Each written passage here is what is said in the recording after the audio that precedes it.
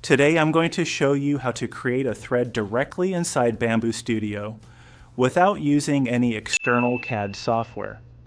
First we add a cube, then we'll use the Cut tool. Bambu Lab recently introduced a new feature called Thread. We click on it, then choose the thread, depth, size, and tolerance.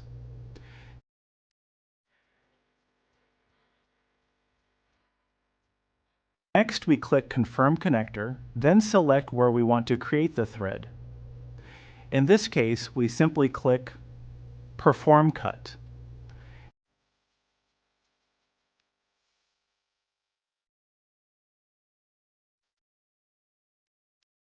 As you can see, the result looks very professional.